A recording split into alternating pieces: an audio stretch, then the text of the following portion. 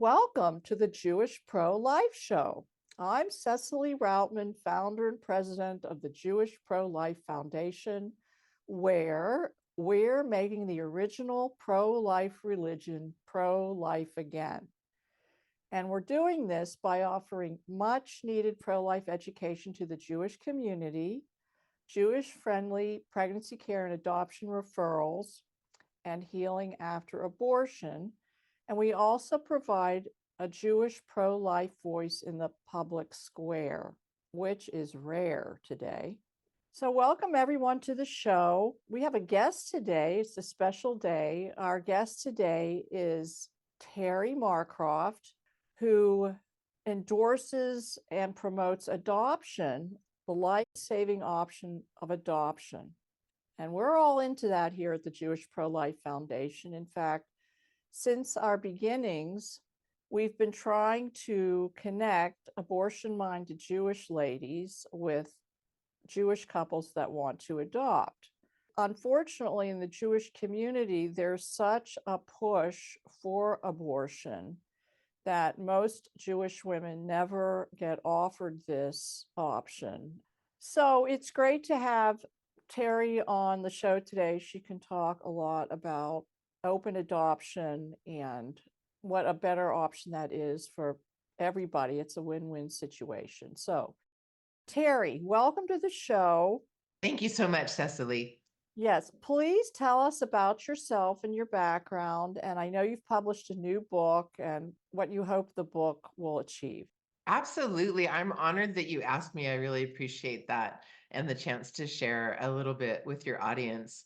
You know, the funny thing about adoption today is that it's changed so much in the last 25 years or so that most people, just the average Joe on the street, has no idea what you're talking about when you say what's open adoption.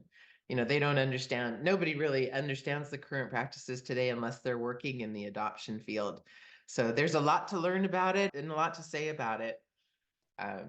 But I had actually nothing to do with the adoption world until 24 years ago when my husband and I decided that we needed to turn to adoption to start our family.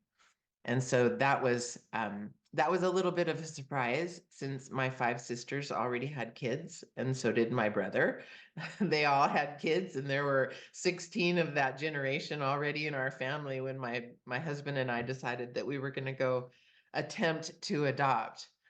And thank God we were blessed with a high school senior who chose adoption and then chose us to parent her baby. And so that, you know, at the time, I thought that's wonderful, but I did not really appreciate how rare it was that a 16-year-old high school senior chooses adoption. And that sort of started our journey to learn more about it and find out, you know, why are women not really choosing that very frequently, and what percentage of unplanned pregnancies do end up in adoption placements. And so I got myself educated in all of that. And it's been a really long, beautiful adventure road, uh, learning about adoption and then also raising my daughter in an open adoption. So where would you like to start about asking about anything in there?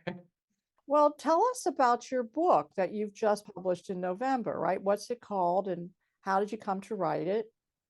Okay, so the last book that I published was, as you say, November of 23, and that's called Pro Family, Pro Adoption: A Christian's Guide to Evaluating Unplanned Pregnancy Options. And then, so that was the Christian guide. And then before that, 2 years before that, right after Roe v. Wade got overturned in 2022, I published a book called Pro-Choice, Pro-Adoption. It's Time for a Loving Alternative to Unplanned Pregnancy. So both of these 2 books have basically the same message. The first one is more for a secular audience that believes that abortion is a perfectly reasonable choice. And the second book is more of a biblically based standpoint that understands the moral side of that whole question, the moral, say, the scriptural law, and how you can answer and address the whole abortion question or unplanned pregnancy question in that lens. So I was really originally hoping to reach pro-choice people, and just not with a moral argument, but even just with a physical and scientific argument, to talk about, here's what really happens to a woman's body when you choose abortion. Here's what really happens in the short term and in the long term, physically to your body. And then the other downsides of abortion could also include things like mental health and long-term mental health side effects, and then risking future pregnancies as well. So lots of things to discuss about the downsides of abortion that people are not hearing at the abortion providers. So when you go in for an abortion procedure, they don't talk about the downsides. And most of our society just says, take care of it on Saturday morning, no big deal. But it is a big deal because there's lasting consequences. And so then I also dug into the consequences of choosing single parenting, and what kind of an environment we're raising our kids in if we choose single parenting. We choose to do it alone. The fact that has an impact on not only our family, but on our society in general. When kids are raised in single parent households, that has an effect on the health of our culture and our country, because more of those kids who are raised, especially without dads, end up in poverty, in prison. Girls end up pregnant more often. There's a lot of downside of single parenting as well, as noble as it might seem at first. When you combine all of that, the side effects of abortion and the downsides of single parenting, and then you look at what has changed in adoption today and how beautiful it can be, especially when you're choosing it voluntarily, and especially when you're grasping the opportunity to choose parents and design your own adoption, all of that can be truly beautiful. And so I've come to believe through all this research that adoption is truly the healthiest out of the outcomes. It can't say for everybody, but I'd say much of the time it's the healthiest of the three options. Yes, thank you for that. The first thought I have is, of course, it's so important to reach people of a secular nature, because so many people are so disengaged from any kind of religious education or spiritual understanding or feeling anymore, because our society has become, well, on one hand, so high tech and dehumanized, and on the other side, so morally corrupted by the culture, the movies, what people see on their phones. So people don't know about that part of life, the moral or ethical or religious part. So you have to try to reach them by talking about the risks that are going to happen. And I say, women are very damaged by abortion, but men are too. Men and women both have a pretty strong denial system operating because of the propaganda we've grown up with. I was very neutral on the subject for years. It didn't even affect me until one day God decided to open up my mind and show me the horrors of the whole thing. And then, of course, I was just aghast at anybody having anything to do with killing babies, especially Jewish people that were always talking about to life, l'chaim.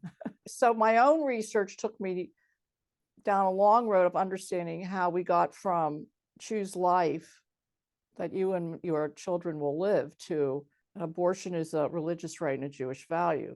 People do need to understand that there are spiritual consequences to every negative action that we take. Then there are spiritual consequences to every positive action that we take. And I think oftentimes that one of the reasons the world is hurting so badly is because we've hurt so many preborn children, and we're all living with this metaphysical pain. It's just making us sicker. The last conversation I had about adoption was on one of our shows, and a young lady said that she thought that it would be much too painful if she were pregnant to give up her baby. She would rather just forget the pregnancy altogether early on and have an abortion. Of course, I tried to explain to her my thoughts about that, but why don't you address that argument against adoption? You said it earlier that people are in denial about the consequences of abortion and the reality of abortion. And so if you just put a big blanket over that and don't look at it, then yes, they could think that it would be easier to abort than to place the baby for adoption, to finish the pregnancy and then make an adoption plan. But I think I think I have to agree with you very strongly that people are in denial about that because science is indisputable now. Back in 73 when Roe v. Wade got passed, maybe the ultrasounds and the sonograms were so crude that we couldn't actually see a great picture of what was going on inside of the womb. But they are so much more advanced now, and it's very difficult to deny. And that's why they say if you show a woman a picture of her baby in the womb, that's the main tool for her changing her mind. That's the main enlightenment moment where she will change her mind and decide to keep continuing her pregnancy, because the picture is so clear now that it's undeniable that, of course, just logically, of course, it's a human embryo and of course it's a baby, albeit extremely tiny. But the other, it's getting harder to deny. And as science improves, it's ever harder to deny.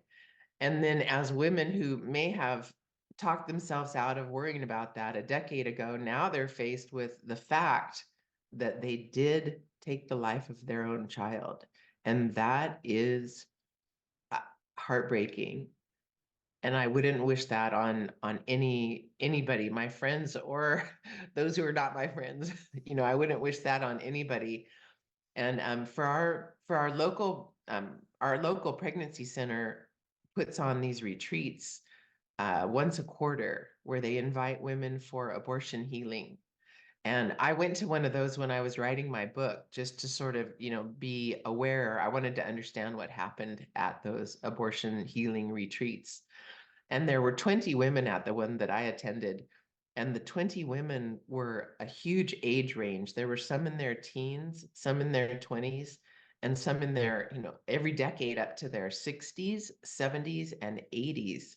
And these women were sharing their abortion stories with everyone at the retreat. And these women were sobbing when they talked about the abortions that they underwent 5, 6 decades ago. And that really impacted me to see how these women were still weeping over it a half a century later. So nobody can tell me that it doesn't impact women's mental health and their outlook going forward. That's been our experience as well, providing some abortion healing for Jewish women. We get the ones that had their abortions years and years and decades ago, and they don't want to die with that on their heart. And then the younger ones who've just had their abortions and are just beside themselves because, like you said, they know more now. The healing aspect of this mission is very, very important. To me, it drives home the fact that the abortion industry is so unethical and dishonest. And in our Jewish tradition, it comes straight out of Leviticus in the Torah. There are many laws and guidelines around how to conduct business, and none of them allow any kind of harm to anybody. So that's the Jewish tradition. So when I talk about the abortion industry to Jewish people, I say, but our tradition does not even allow anything like the abortion industry, where they lie to women and hurt women and deny parenthood to fathers and sacrifice children for profit. Yeah. This is so against any kind of moral or ethical fabric that any person with a conscience can abide. Tell me a little bit about open adoption, because as you said at the beginning of our talk, people don't understand what that is. I think they still think they'll never see their baby again and they'll never have any influence in that child's life. And of course, that's not true. That's not true anymore. It's not. So thank goodness we have learned from our past and we have changed current practices So I'm very hopeful because of that. We've found out that the days of adoptions in the 60s and 70s where women were forced into their adoption, the decision wasn't even made by them. It was often made by their parents, and they didn't have much say in it. So it's completely different today in that women who place for adoption are making the decision on their own because they're getting more of the information that'll help them to see all three of those options in light of the truth. And so if they really see the pros and cons of all three options, our hope is that more women will be choosing adoption. And so the change in the standard practices in this country are basically a change from closed adoption to open adoptions. And what that means is that there's information that the birth mother or the birth couple are sharing with the adoptive couple or the adoptee.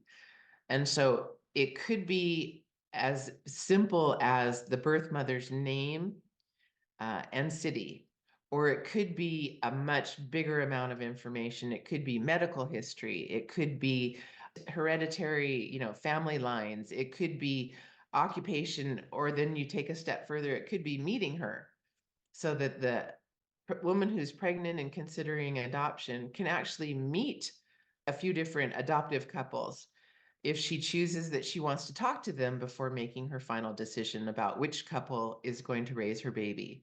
But all of this decision making is now placed in the lap of the woman who's pregnant, and she gets to literally call the shots and be the decision making person, and decide what kind of a couple she wants to choose. If she wants an urban couple or a rural living couple, somebody who's out in the country, decide what faith, decide if she wants to have a working mom or a stay-at-home mom. All of those things the birth mother can decide on. And so it's very empowering for her to say, I'm going to think here about what kind of a home I want my baby raised in. And it also reconfirms the fact that she's making this plan out of love for her baby. And she wants that baby to have all of the good start in life that you would wish for your child. So knowing now that it's a decision made out of love rather than last century, a decision made out of shame, is a huge change. And so that brought us to the open adoption, and that brings us to a continuum of adoptions where they can be almost completely closed or almost completely open, and there's 1,000 possibilities in between that are all up for discussion. So as in any relationship in life, you figure out how to make it work with the person that you're in relationship with.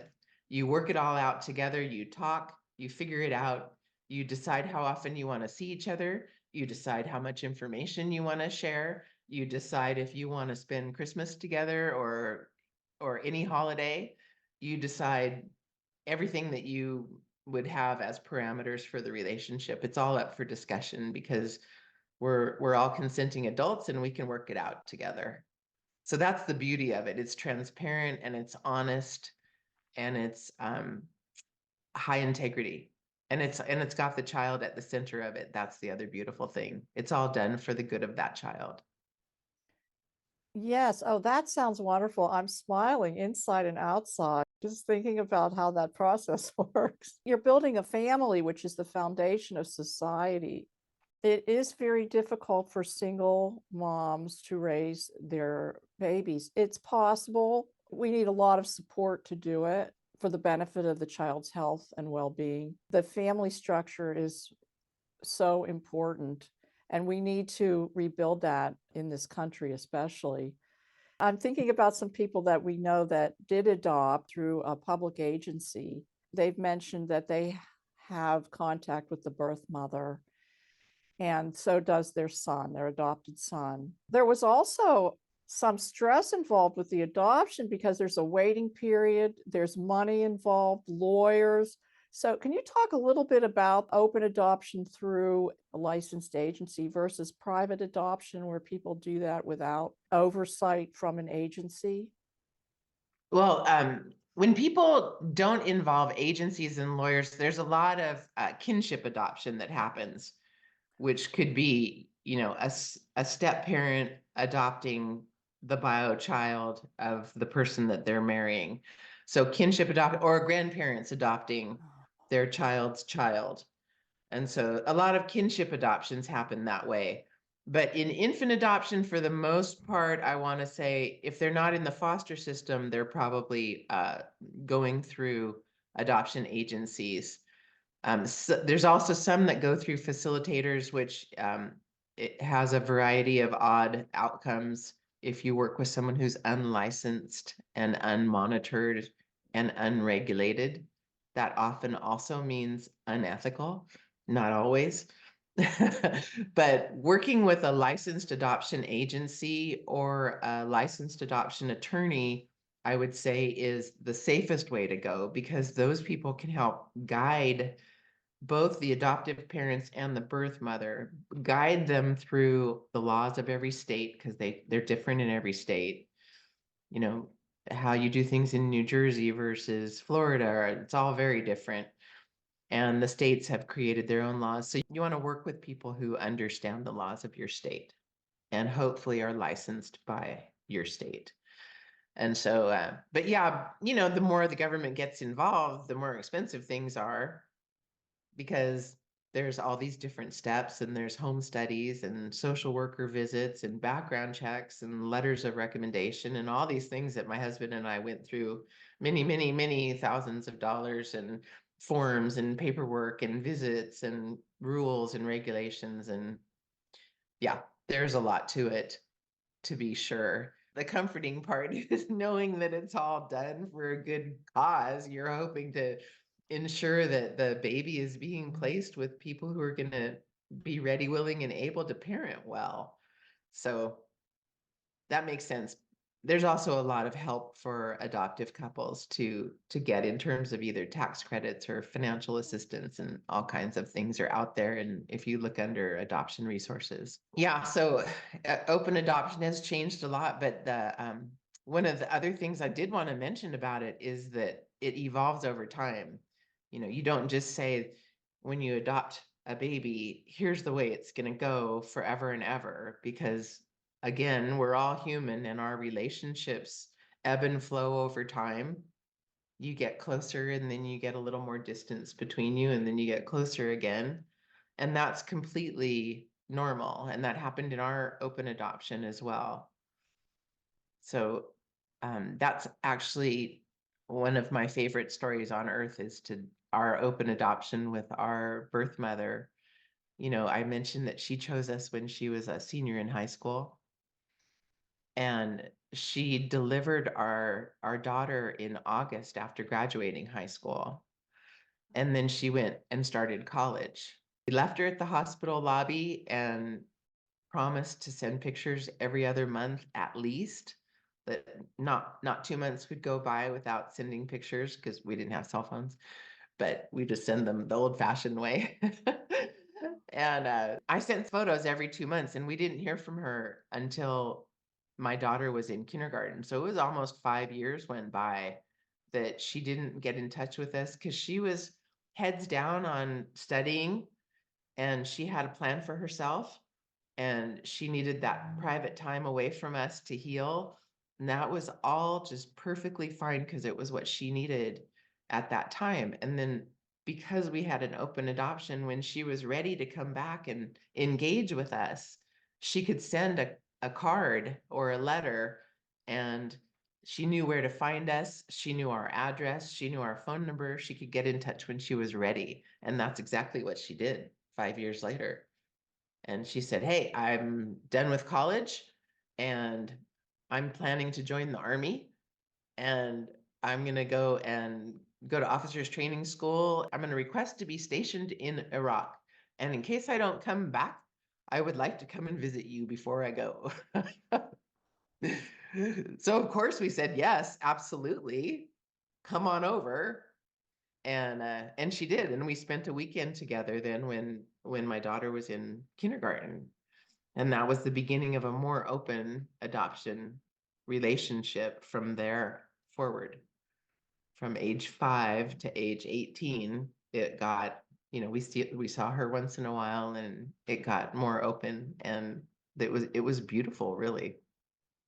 You and your husband are remarkable people because you're very adaptable and, easygoing. It sounds like you just kind of go with the flow. Are you still in touch with her? Does your daughter know who her birth mother is and have some kind of a relationship with her now? Oh, yes. Okay. So the openness, it started from when my daughter was maybe 1 year old, maybe 16 months, something like that, where she saw a pregnant woman go by outside of our living room window. This woman was walking down the street. She had to be 8 months pregnant. And my daughter said, "Look, Mom, like I grew in your tummy. There's that woman. She's growing a baby, right?" And that was my chance to say, "Actually, you didn't grow in my tummy, but you grew in my heart, but you grew in a different lady's tummy." And that's enough. That was all she needed to know when she's 18 months old. And then I could expand on that later when more questions came up. And eventually, my daughter Sydney, learned more and more about her birth mother because I was talking about her a lot. Or I would talk about her when she would send us a letter, or I would talk about her when Sydney asked a question. In grammar school, they all have to do their family tree. So that was another opportunity to talk about family trees. So we have dad's family tree, we have mom's family tree, and then you have your birth parents too, sweetheart. You're lucky because you have 4 family trees. How cool is that? And everything was always in positive language because we had the information and we could talk about it. I was driven not so much by a go with the flow mentality because I'm pretty type A, and that's not really how I would describe myself. But I was more driven by love for this birth mother who made such a difficult decision and then chose us and placed her baby with us because it was the right thing to do for her child. And so I was filled with love for her, and anything she wanted, I would have given it to her. Mhm. Any visit she wanted, I would have said yes. Anything she wanted would have been totally fine with me. And that was just my heart's response to this woman who made me a mom. That's beautiful. What a gift. She did her family tree. What about the dad? Do you know anything about the dad? We know very little about her birth dad. We only know like what sport he was involved in, how tall he was, and his first name. That's all we knew. Sydney did stay in touch with her birth mother, and I facilitated visits actually when she finished her military tour through Asia. She actually, came back to the US, and I facilitated trips to see her when Sydney was in junior high and then in high school. And our birth mother called us and asked us to come for a military ceremony where she was going to be honored in this one particular promotion ceremony. And so at the time that we went to that promotion ceremony, Sydney was 16 years old. And that was the same age as her birth mother when she got pregnant. And so talk about like the dots connecting in your head and the stars lining up. She just said, "Oh my gosh, that's I'm right now the same age as when she was when she got pregnant." And all of it all made sense to my daughter on a new level because she was realizing she just wants to hang out with her friends and play soccer. She didn't feel prepared to become a mom. So of course, her birth mother chose adoption. It just made sense suddenly to Sydney because she had the information. So that's the beauty of open adoption, is being able to get the information you need to fill in all the blanks in your story, because everybody wants to know their story. And I have heard, correct me if I'm wrong, that children that grow up adopted but don't know the details or particulars, or who have not had contact with their birth parents, carry a certain amount of uncertainty or perhaps even shame and suffer from some kind of low self-esteem issues just because they don't know where they came from. They think somebody didn't want me. that sort of thing. And without knowing who their parents are and the circumstances of the adoption, I think it's human nature, unfortunately, to just conclude the worst instead of the best. Especially kids who don't get their questions answered.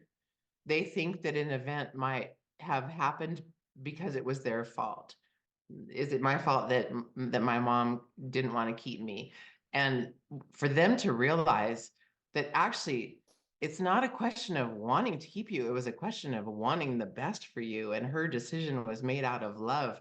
That's a very comforting and fabulous thing for any child to know, that they were adopted because of their birth mother's love.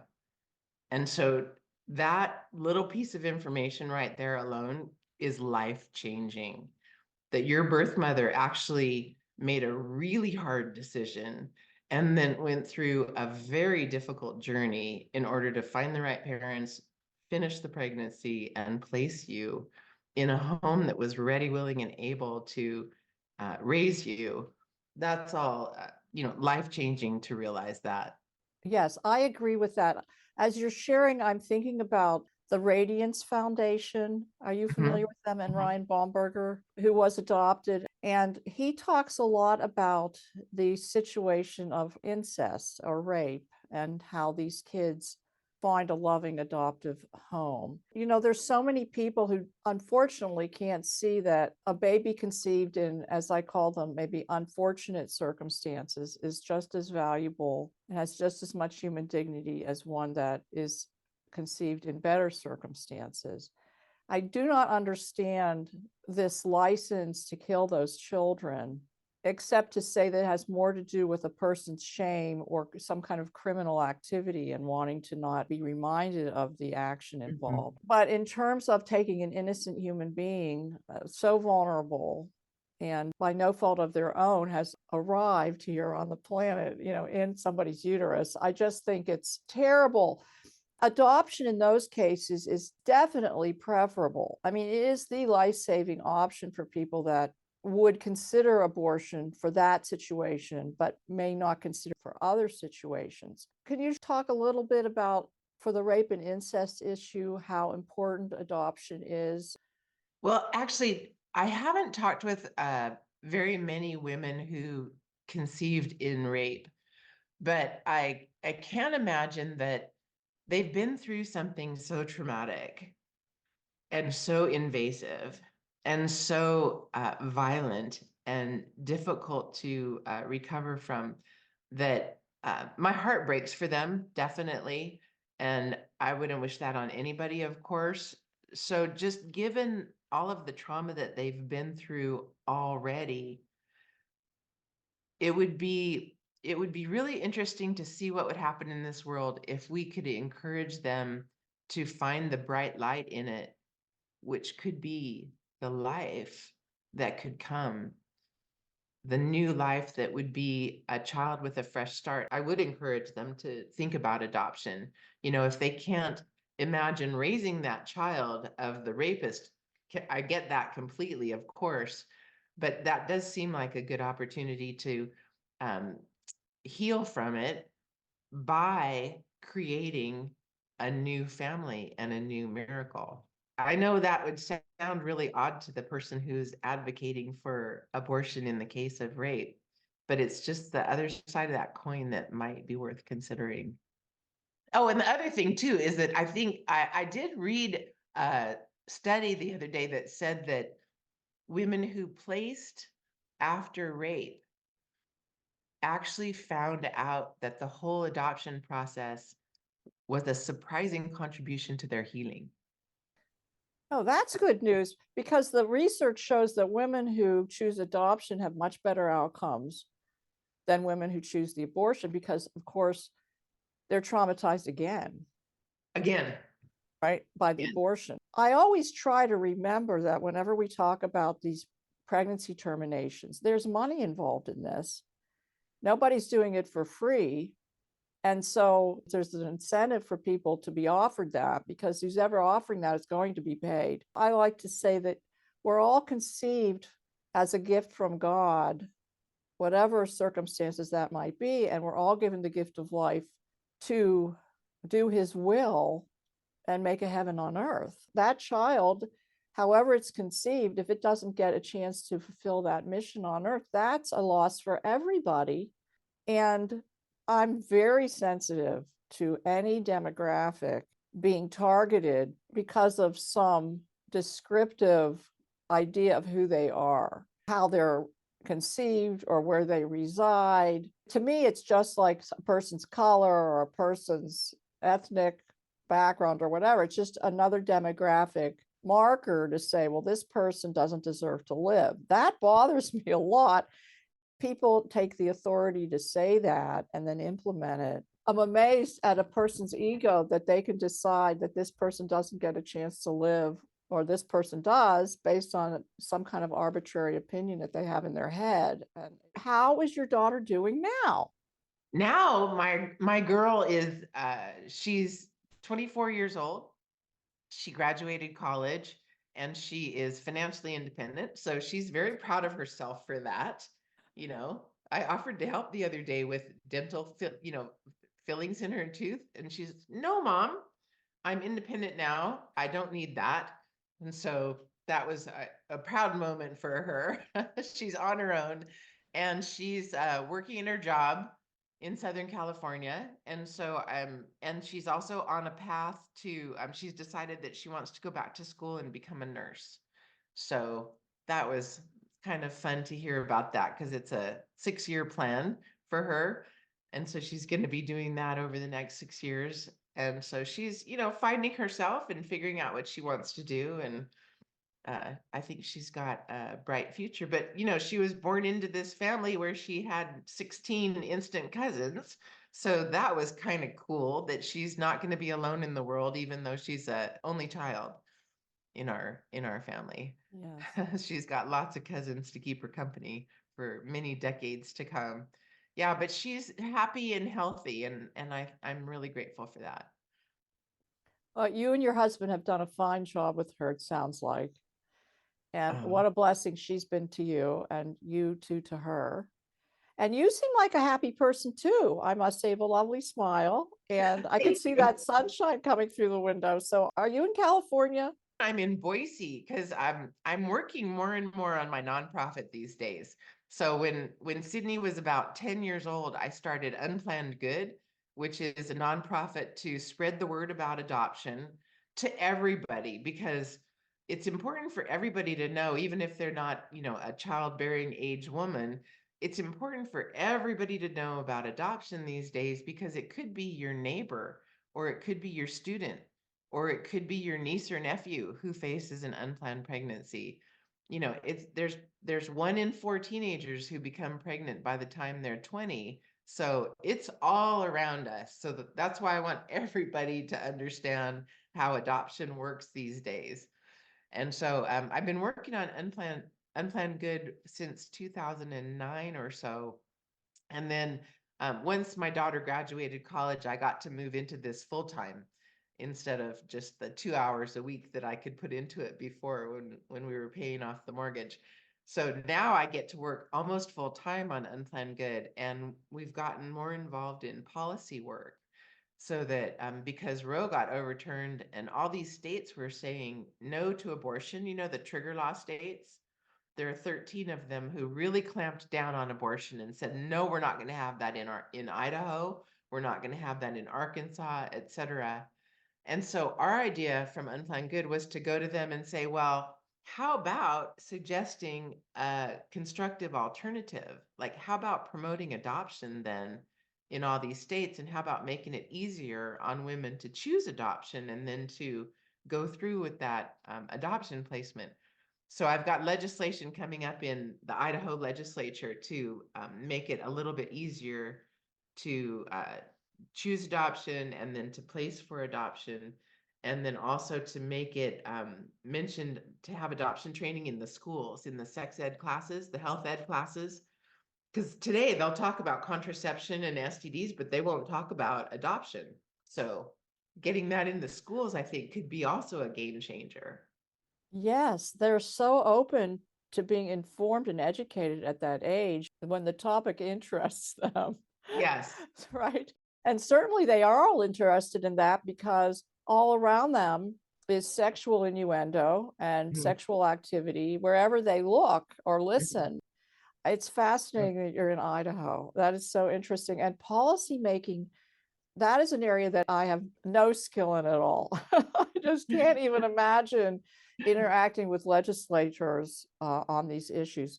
I guess it would go better in a more conservative state. The conservative ones are the ones that have the trigger laws in place. Yeah, but Cecily, I said the same thing a year ago. I have no background in this.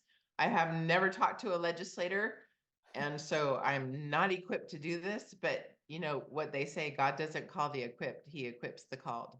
Amen. One more question that's on my mind is there's so many women now that have been damaged by abortion that they can't have a baby.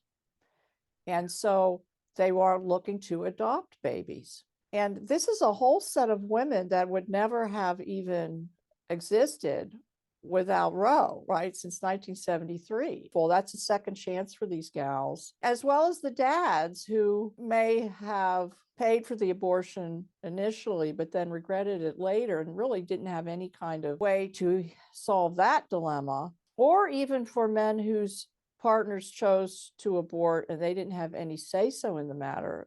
And then maybe eventually they could adopt a child to sort of make up for that mistake. So I see this as another healing aspect of the whole debacle of abortion and how it's harmed our society.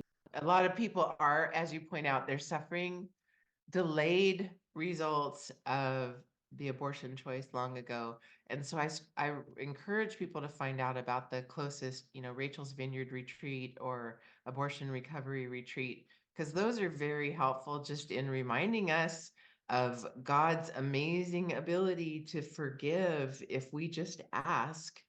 And that's redemptive for a lot of people, both the women and the men who, as you say, participated in the abortion decision. But today, you know, about a third of the men just stay silent on the whole question. And so there's regret also in the silence. And so that's why we hope that our message will get to men as well as women, that you can encourage adoption and it can turn out to be a truly beautiful thing. It can be, you know, that life-giving decision. You can forever look back on it and say, I helped create that family. And that's a beautiful thing to be able to say. Oh, yes, absolutely. I was looking at some photos from the recent March for Life in Washington, D.C. in the snow. And this one gentleman had a sign and it said, I may not have a uterus, but I have a heart. I thought that Right. was great. In this week's Torah portion that we read, this is the place in the book Exodus where God gives Moses the second set of tablets after he destroys the first set because he's so upset with the people down there. Mhm. And it's also the portion where God gives us the 13 attributes of mercy, which is all about the forgiveness and how, even though God saw the Israelites down there worshiping this golden calf that they made, he still gave Moses the second set of tablets. You know, Mhm. he always has this parental hope that his children will redeem themselves. And Mhm. this is part of our DNA. It's how we're made because we're Mhm. made in God's image. So we have that in us. And just to bridge the gap between the Jewish person and the Christian person, I do believe that when Jesus was on this earth, he preached that kind of Judaism. And that's why he was so respected as well as vilified. These messages are so healing and life sustaining.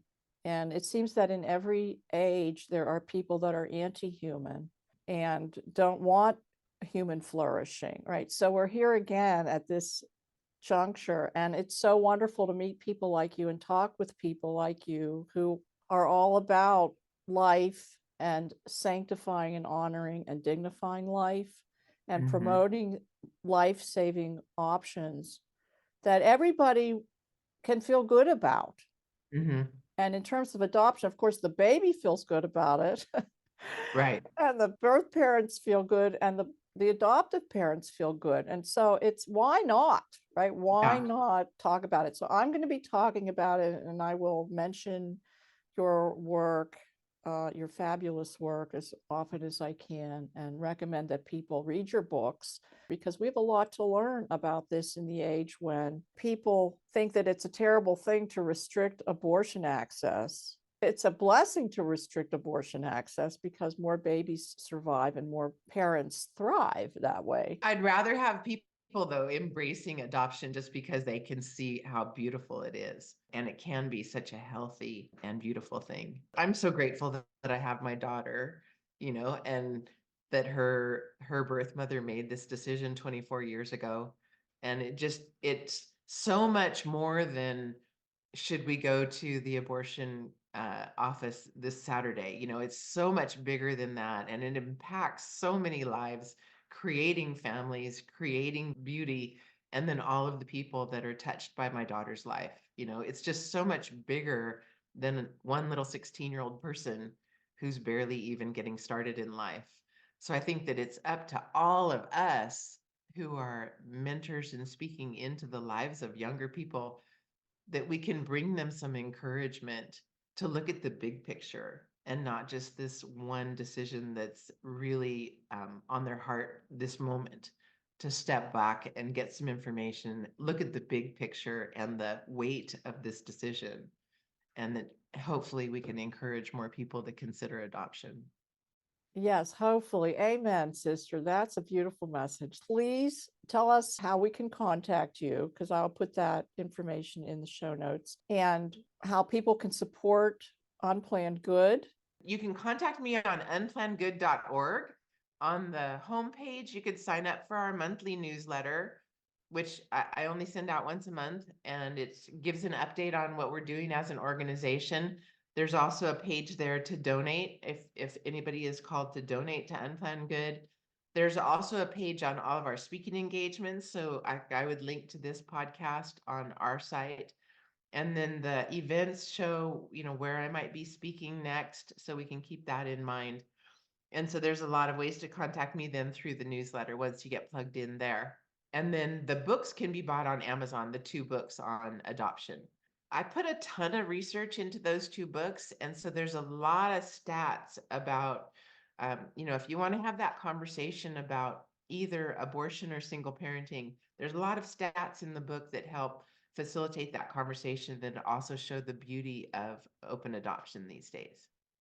Thank you so much for being here today, Terri. Thank you, Cecily. I loved talking with you. I really appreciate you and your work. And thank you so much for having me on. You're very welcome.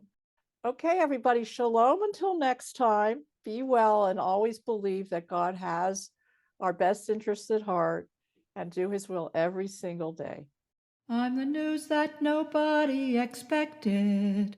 I was never a part of your plan.